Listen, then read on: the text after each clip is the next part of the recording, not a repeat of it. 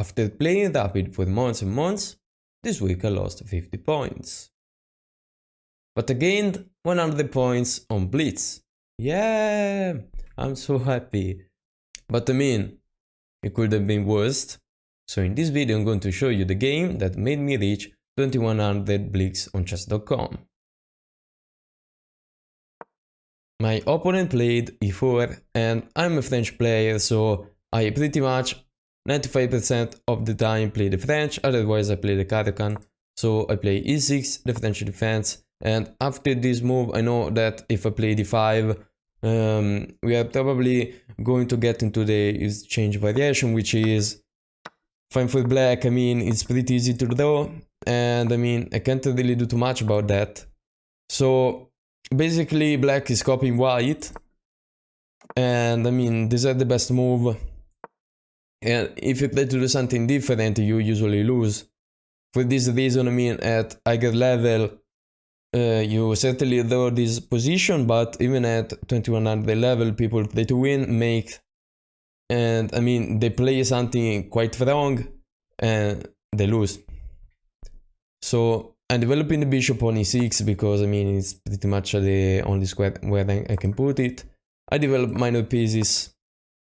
And I finished the development playing queen on c7, my rooks are connected. I mean, I just had to play rook on e8 and then I figured it out. My plan could be to push the pawn on the queen side and try to do something, maybe h6, and in the future try to win a pawn after take, pawn take, and queen take. So my opponent consolidates his position. I also take control of the e-file and is targeting this pawn, not really. I mean, if you take, I take back with the knight, but I play h6, which is the best move. Now my opponent take, and I take with the knight. He decided to give me the bishop in order to put the knight on e5, which is a really good square for him. Black is slightly better, but I mean, it just minus 0.5 or something like that. And I can play rook on e7 and try to double rooks, but in this position I decided to play knights because I thought his knight was pretty good, but I missed that after knight f3, he's just going to have another knight on the square, which is not the best thing in the world, so I decided to give him the bishop back. Now we have the same material, same pieces. White is slightly better because it is going to double rooks. I try to take control of the file and to play rooks. So after this grade, I mean, I don't have a lot of problems. I mean, let's say rook take, I take back with the bishop is plus 0.4 for white. It's just a draw. My opponent decided to defend the rook this way, and at this point I defend the rook another time, and after this grade we can play queens, but he decided not to do that, so I just graded queens by myself. And I mean, this is a draw. There isn't too much you can do. Although it's a blitz game, we still have 2 minutes to play.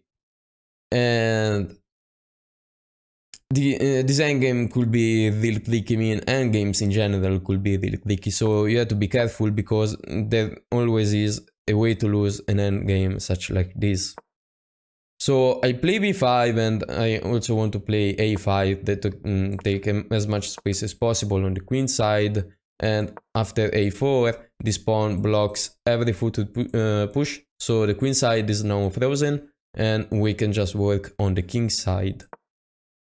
So play this move, and the only plan he has to win is then to put the king on h5 and for some miracle playing king on g6. But I mean, there is no way he's going to do that.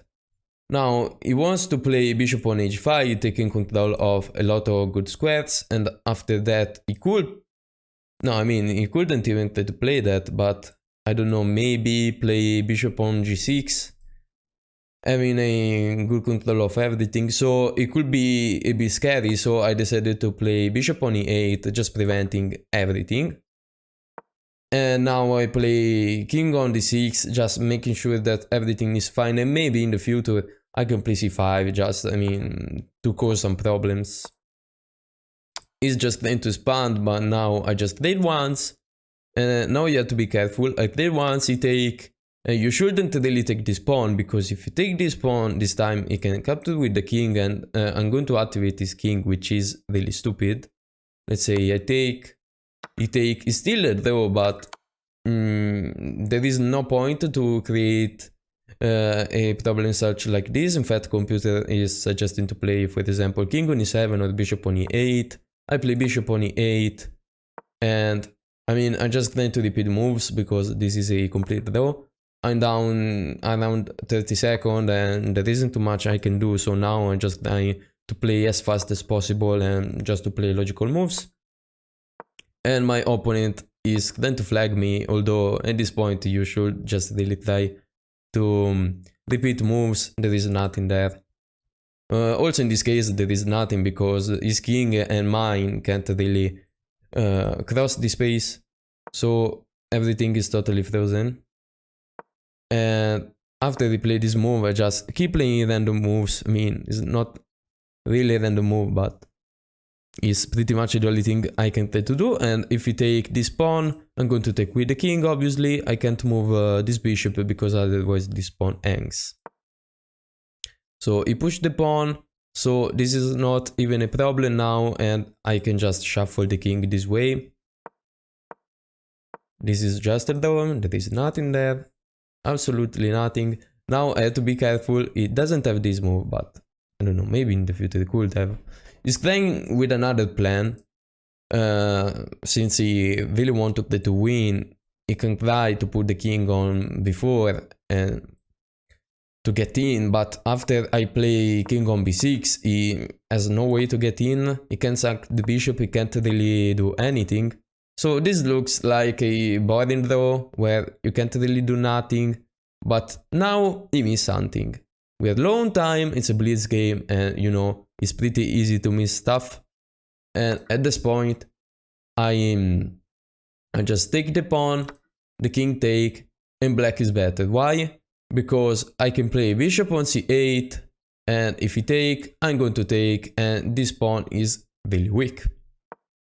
So I actually play the best move. He take the pawn, I take. My king can't be activated and try to win this pawn. So that was a pretty good move. The best move now is to play bishop on b1.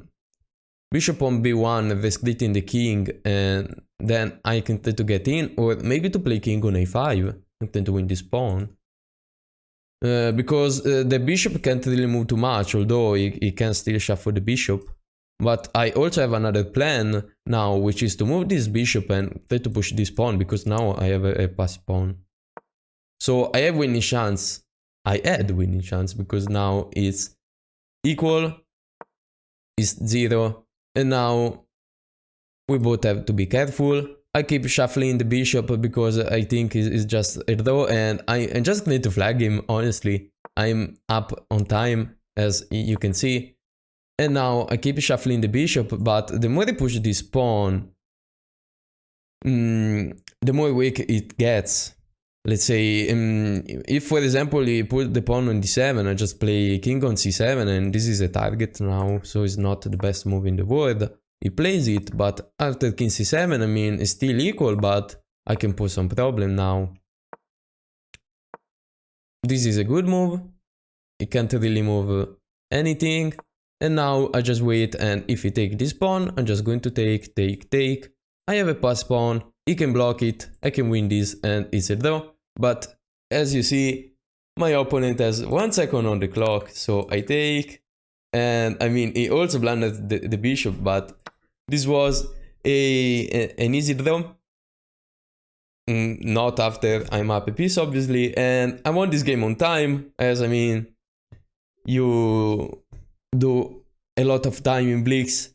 I mean, this was a pretty good game, honestly, for the Blitz game. I think it was a pretty precise one, a pretty logical one, and also shows you that when there is no increment, you can just play logical moves, good moves. You don't need to win, you don't need to think too much. You can just try to flag your opponent, and understanding that obviously makes you getting much better. So I hope this video helped you. Also because I only play rapid games and I somehow reached 2100 Blitz. I gained 100 points in just one day during my first or second stream on Twitch.